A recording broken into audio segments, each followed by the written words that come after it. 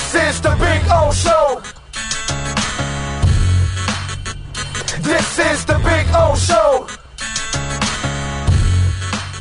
All right. Good morning, sir. How are you doing? Good. It's kind of weird for you to be the one sitting in front of the hotel room bed, and this time me to be at home in my home studio. So enjoy the road. I'm glad to be off it for a little while. Yeah, I'm enjoying it. I mean, this might be the Cure's last big tour. So Robert and the boys were awesome last night. So I'm going to see them again tonight, and then I'll see them on Saturday with the wife and the daughter in Miami. So I get to see them 3 times on this tour. So it's one of my favorite bands. So I want to make sure I take advantage of it. Plus, they mix it up. They'll sing like maybe 10 different songs tonight than they did the night before. So that's pretty cool. And they'll do that. I think they're up to like 63 songs right now in their rotation.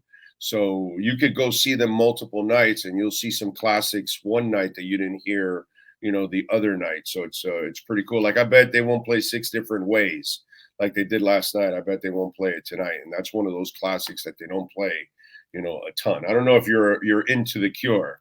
I'm not. I'm just curious. What's the guaranteed play every concert song for them? Like, what's the have to have it song? Friday, I'm in Love.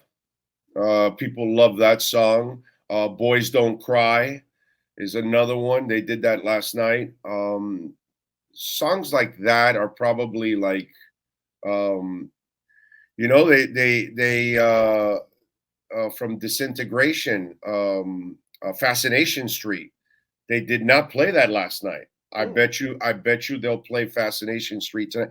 But going to see The Cure is a lot like seeing Billy Joel. That doesn't matter, dude. You can watch a 30-song set and you're going to go, fuck, he didn't play Vienna. He didn't play this. He didn't play that. And you're like, shit, because he has too many songs. That's why Billy Joel, he has concerts where he goes, well, so what do you want? She Has a Way, or do you want Pressure? And he could just do that for like 8 hours, and he can play, because that's Billy Joel. And I think The Cure is like that too, that they have so many songs that after a 29-song set, you're going to go, well, they didn't play this, and they didn't play this, and they didn't play this. And, it's one of those kind of deals. That's why it's actually really cool that the concert shirts last night, Ira, they were $25. That's ridiculous. Concert shirts are $35, $45 easily when you go. He had them at $25. He made Ticketmaster refund all of us $35 per ticket because he felt that the fees were too much. Yeah. And they are. I got $100 back from me, my wife, and my daughter.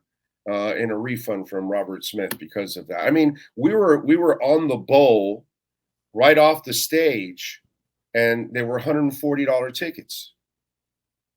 Which some people out there might sound, that's not actually expensive for a concert like that. When you're right, we were literally 30 feet from the stage. Those are easily well over $200 for a lot of big time bands in the lower bowl. And it just he doesn't really rip off his fans. That's actually really cool. Pearl Jam does the same thing too. They don't overcharge. Right. Yes. Iron Maiden doesn't overcharge. That's another one of my favorite bands. There's some of these bands actually don't abuse of us. You know what I'm saying? Unlike the Stones, who will charge you to. They will charge you as much as they can charge you, dude. Bruce Springsteen. Oh, my God. I've got to mortgage my house to go see Bruce Springsteen. Because he knows that he has his listenership in that sweet spot of expendable money so that they can go out. They were at a point now they're not spending on their kids are out of the house. Hell, grandkids are out of the house. So, they have the disposable cash. Yeah, his fan base has the money. There's no doubt about it. But he's kind of priced me out at times, man. There have been times like when he came to the Hard Rock, I was like, Bruce, I've seen you a whole bunch of times. I cannot go to this one. Oh, no. My wife and a bunch of friends went to Orlando just to get arena pricing as opposed to Hard Rock. Everyone she thought she would see down here at Hard Rock, she saw in Tampa and she saw in Orlando, just because at least in a concert venue, the tickets were not like they were at Hard Rock Live. Yeah. Yeah. Hard Rock Live, the tickets are a little steep. Ira, it's almost like terrible timing for the Miami Heat because the rules changed, and the way the rules changed and the way I understand it, Mm-hmm. it's going to be so punitive just to bring back the same Oh, team. sure. So the way I see it and the way that you guys are writing this stuff, and then I look at the reality of it, and then I look at their track record in a way, I almost have a hard time seeing both Strus and Gabe come back because one way or the other, if you sign one, you're paying extra tax. You sign both, oh my God, you go over the second apron. So, and you're really, it's almost like you're really not a championship team, but yet you have David Copperfield, who makes Yes. you a championship And team. you have the history of this team. I would put it this way, Big O. It's weird, man. I think there's 0% chance, you can put me on the record, we'll talk again next week in our Acura Pembroke Pines report, of both Gabe and Max coming back. I agree. That's not happening. Yeah. I would say there's probably no more than 50% chance of one of the two happening. I think it's 25. And I think you might be right there. I'm trying to be judicious here, not to disappoint the fans. You have the new rules coming in, so not only would their contracts impact this year, but contracts going forward, salaries going forward with the new rules. There's another part B to this, and I spoke to an agent about this last night. Through no fault of Max and no fault of Gabe, the contracts that the Heat have given to their supporting players have been way out of line in recent years. Duncan Robinson stands as number one in that element. You can go back to the Dion Waiters, the James Johnson, and the others. This has changed. It's sort of like the NFL. You will pay at the top. You will give your quarterback a gazillion dollars. But then when you get to your running backs and you get to other support positions, you don't pay as much. Why guys want to be classified as wide receivers, not as tight ends when it comes to various, machinations there with contracts. And the Heat have to be smart. So, again, I know you don't want to hear this, Big O, but if the Heat lose Gabe Vincent and lose Max Strus, there will be losses. They won't be as good. But I still can give you a starting lineup of Bam Adebayo, Kevin Love, Jimmy Butler, Tyler Hero, and Caleb Martin, and still have a Duncan Robinson, and still have a Kyle Lowry off the bench, still give you enough Jovic. I think Jaime Jaquez Jr. is going to contribute as a rookie. So then you're going to tell me, like you were inferring just now, but Ira, that's not a championship level team. But you know what, Big O? Neither was this year's roster, and they got within 3 wins of a title. Neither was last season's roster. They got within 1 win of the NBA Finals. So I was talking to someone who says, you can't do anything with that roster. And I said to that person, Eric take me back to the Chicago game in the play-in, fourth quarter, you're losing. You would have told me you can't do anything with this roster. This is what's going to happen. I'm going to be on a bunch of Acura Pembroke Pines reports during the season, and Big O's going to be going, Ira, I don't know about this team. And I'm going to be telling Big O, let's wait to the playoffs and play off Jimmy and when they're interested. That's just who this team is. This team plays for the moments. This team prepares for the moments. They can survive without, I know you don't want to hear this, without Max Strus and without Gabe Vincent. They'll bring in Javonte Green to shoot 3-pointers. They'll bring in a Corey Joseph to play point guard. Or honestly, for 1 year, not a lifetime, a Derrick Rose, who I know is 30-something, but I'm just talking about a 1-year rental, and they might have to do that. Their priorities are this: Jimmy Butler's contract, Bam Adebayo's contract, Tyler Hero's contract is either in play for the Heat or in play for a trade. But beyond the top 3 contracts, as you read over this weekend in my column, the way the new NBA luxury tax tiers work, you can't be reliant on more than 3 for big money unless you want to be like Phoenix and saying, we're going to take the chance that failed in Brooklyn with Garnett and Darren Williams and Paul Pierce, the big 3 and nothing else. That's a dangerous way to go as well. So we shall see. Yeah, with the Beal one, I have no. Listen, I can complain at times that maybe they've been a little frugal and they're worried so much about tax and all that. I would have never paid the tax for Bradley Beal. For me, that contract was never worth it.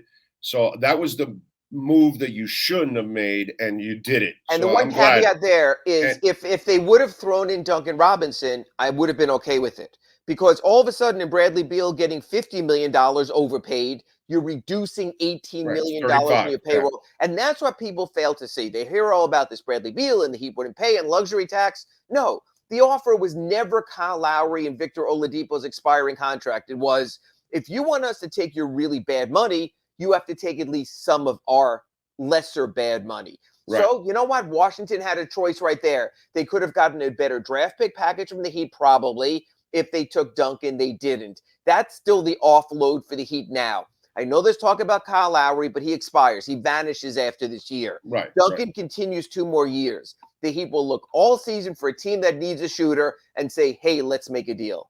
Yeah, and the only thing, because I'm expecting that they're going to lose Gabe and Strus. It just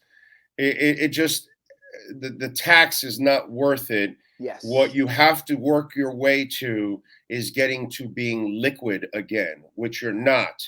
So by adding another salary and tax is not going to get you there. You need to get through you got to tear the scab off. And next year you got to wait for that Lowry and Oladipo money to get off your goddamn books. And then in 2024, 2025, you're now looking at a different team with some flexibility possibility, because maybe even Duncan builds off of what he did this year into next year. Then he becomes super tradable. Yes. At one point. Closer to expiring. And So here's the other point. What the Heat have to do, what I'm trying to say is what the Heat have to do now is after all the bad decisions that have kind of put you into this position, you have to kind of work out of those bad contracts to get back to the point where I wanted you to be when you signed Whiteside and all those guys. I'd rather you try to sign those guys on 1-year deals, and if they want it, fine. If they don't, move on, but keep the money liquid into next year. And they didn't. They tied themselves down to 3 to 4 years with those guys. You can't keep doing that here. I agree. You need to kind of get everything out of the way from at least from what I'm looking at in the landscape of things. Yeah, if you can make the Lillard move, fantastic. Yes, the big move. If you can make the big move. That's the only move that's made out there. I was laughing yesterday. I think Barry put, well, the Heat are going to stay patient now that the Heat have no choice to have to stay patient.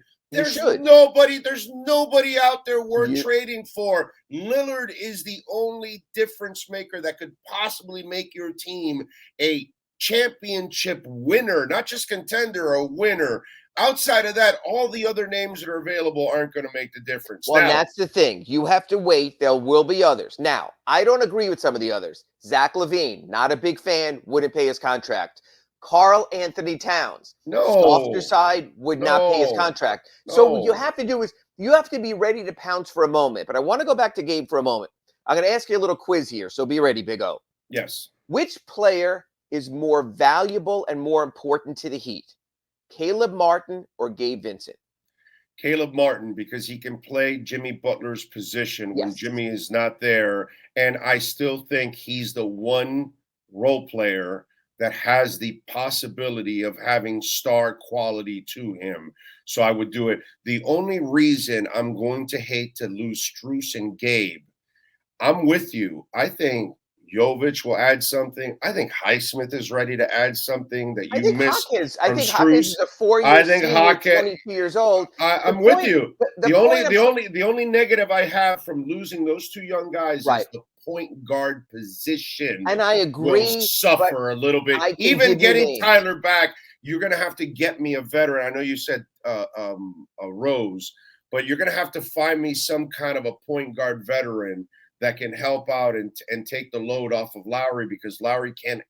Absolutely. He can run your offense, but he is not enough of a threat offensively to be productive like you need him out there. So they're going to have to be really creative in trying to find that point guard to fill in for. And there's enough out there in the low end. My point with Caleb Martin was this.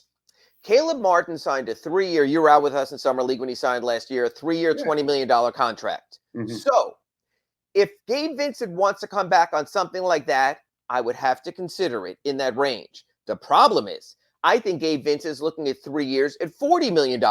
So if you're Mickey Harrison and you sit there with Pat Riley, Anders Ellisberg, and Adam Simon and go, wait a minute, which is the better player? And they all agree it's Caleb Martin. So you're saying, wait a minute, you want to pay someone who twice as much money, who is not as good. you've got to get your books in common sense order. What's the Heat hierarchy? Jimmy Butler, number 1. Bam Adebayo, number 2, no matter what you think. As of now, Tyler Hero, number 3. You're looking for a better 3 or a better big 3 to move that order around. Lillard's the guy. What you have to do is not just sit there with Dame. Lillard's the number 1. And not might be. Not a 2, not a 3. Scorer. Butler gets knocked to number 2. Lillard's number 1, Jimmy yes. willingly, because Jimmy doesn't have to score. Jimmy likes to pass. Jimmy prefers to defend. He'll cover for you. So if I'm the Heat, I have every player's name in the league. So many people are fixated, Big O, on Damian Lillard. You never know what's going to happen. You never know if Donovan Mitchell goes, this Cleveland thing sucks, and you just don't know. Yeah. So you have a hierarchy, and you say, okay, if any of these 5 names become available, we pounce. We go in with Hero. We go in with the 3 first-round picks, and you find your names. Otherwise, you wait. The one thing the Heat have shown is they're never going to be terrible. They're always going to be competitive. They're always going to be on this side of 500. The other thing the Heat have shown, come the playoffs, the Milwaukee series in 21, the lone exception. Otherwise, Jimmy Butler will get you to the conference finals. You know those 2 were pretty much givens, and you work from there. But yes, they're in a tough spot. If the Heat knew, if Andy Ellisberg, with his mathematical wizardry, knew the CBA was going to be like this, he definitely would have done things differently, including the bonuses in Tyler's contract that now count against the second apron. But I'll say this. If anyone is capable of pivoting, and you know people in other sports who do this also, Andy Ellisberg will find the quirks. He'll be the Bill Belichick of rules changes, where you change the rules to this, and all of a sudden Belichick goes, okay, I'll just take 20 delay a game penalties and run the clock down because you forgot about the timing rule. Andy will find a way to work around it. It will take time. Don't doubt Andy Ellisberg. Don't doubt Eric Spoelstra. Don't doubt Jimmy Butler. You have those 3 on your side, you're going to be in a good place. No, I agree with all of that. I just think common sense, when you look at the landscape right now, and I know it's going to be a hard sell to the average fan because they're not going to take the time to actually look at it. But the tough sell, which is the reality, you need to get back to being fluid again. And you're tied up to too many bad contracts. So unfortunately, the good thing is you have the best coach in the NBA. So I don't think you're going to lose much. You might be just as good next year as you were this year, because he'll work his ass off and this team and develop. And develop. And so I'm not that worried, but you have to get out of these bad contracts. Correct. You can't try to think you're going to fix it by desperate moves. And to me, the Bradley Beal move, and this is not hindsight, I said it before, that's a desperate move. He is not a superstar. He's not the guy that elevates a franchise. I'm sorry. I have never seen it from Bradley Beal so far. With Dane, I have seen that guy do things that's what stars do. Right. And so that for that guy, I will move mountains. For anyone else that's available, Zach LaVine, he doesn't play defense, dude. He has an injury history. It's a really rich contract. Again, these are desperate moves to bring in a name to try to chase appease bad money with more bad money. Yeah. So unfortunately, you're going to spend the next year or 2 trying to get rid of these salaries while also winning. Well, but you always win. They're always win. We're spoiled rich kids. It's not just winning. We want to win a title. You know what I mean? That's what I was saying. I'm sitting there waiting for the cure, and I'm going, I'm looking at this arena. It's a beautiful arena. Never been in that arena. I'm looking at that arena. I'm going, wow, man, it's gorgeous.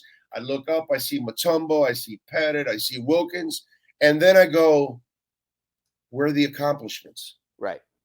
And, and then that's when I tweeted out, Heat fans, appreciate this shit, and dude. next season at Kaseya Center, there'll be another Eastern Conference Championship banner. Not the ultimate, but still a nice piece of laundry to have hanging from the rafters. Dude, that's number 16 in 27 years. Yeah. That's no joke. Yeah.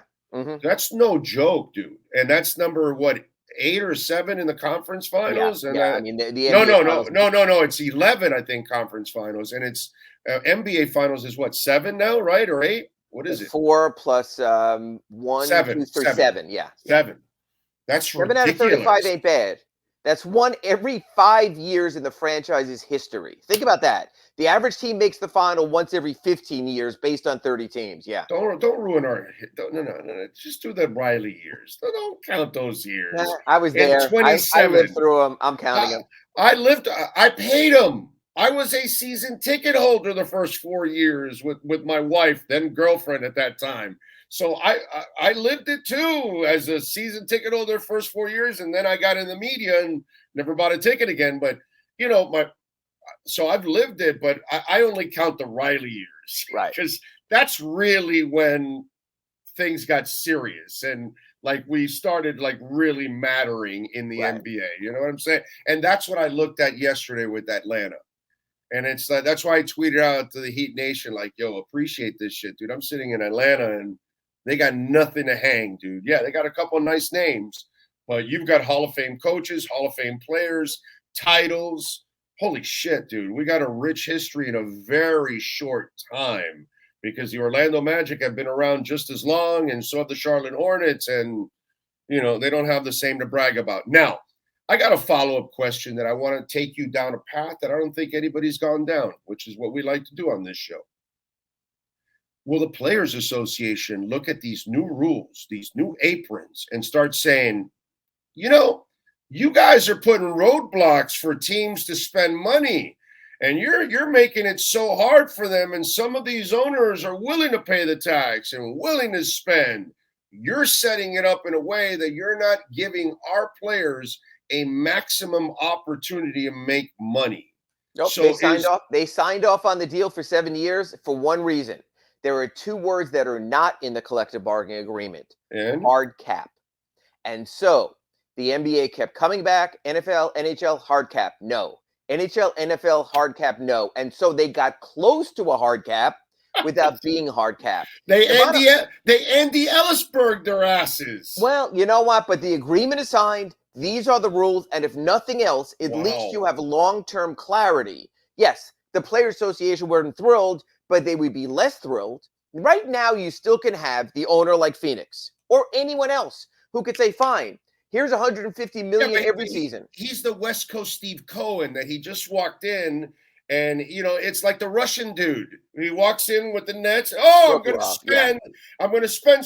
And then he realizes he did a lot of stupid things, and it didn't pay off. And then they cower back and go into their shell and disappear. And is that going to happen to Steve Cohen? Is that going to happen to what is it, Ibiza or Adria? What the hell's the name? I think Matt Ishaba in Ishaba. Phoenix. But the thing is, at least teams still have the choice. With a hard cap, they wouldn't. Then they'd be like the NFL. Well, we got to cut this guy, got to do that. Can't bring in this guy. So they have the choice at a penalty. That's what the NBA Players Association realized was the best of all worlds. Their players are getting paid just fine. They added an extra two-way contract. That's an extra $500,000 contract per team. So that's how you negotiate.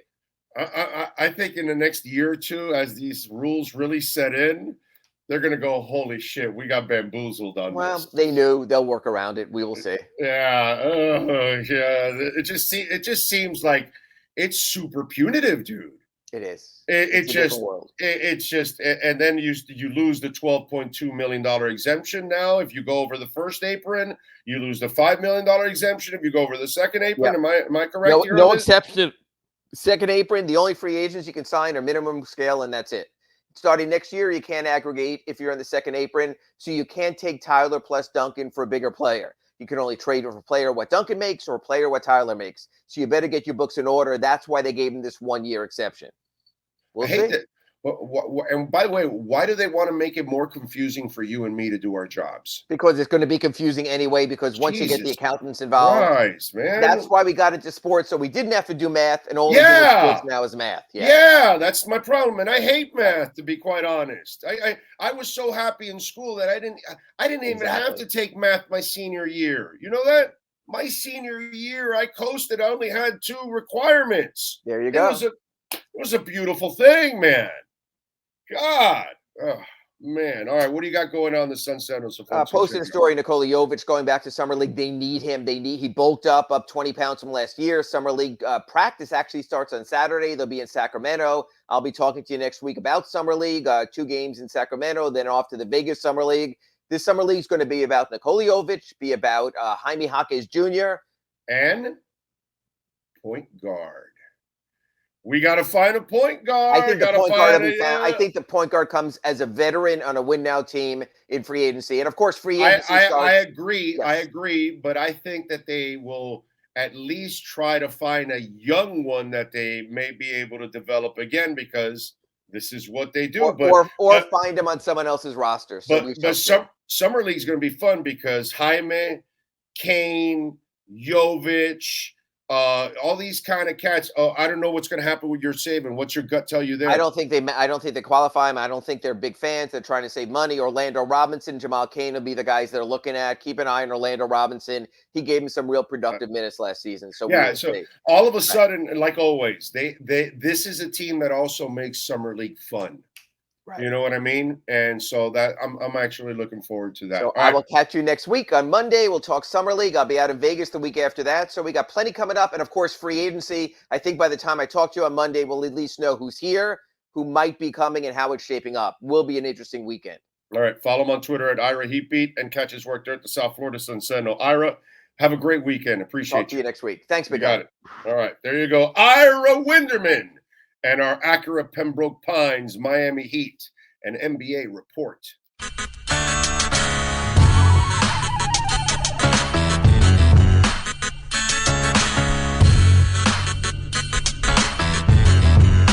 This is the Big O Show.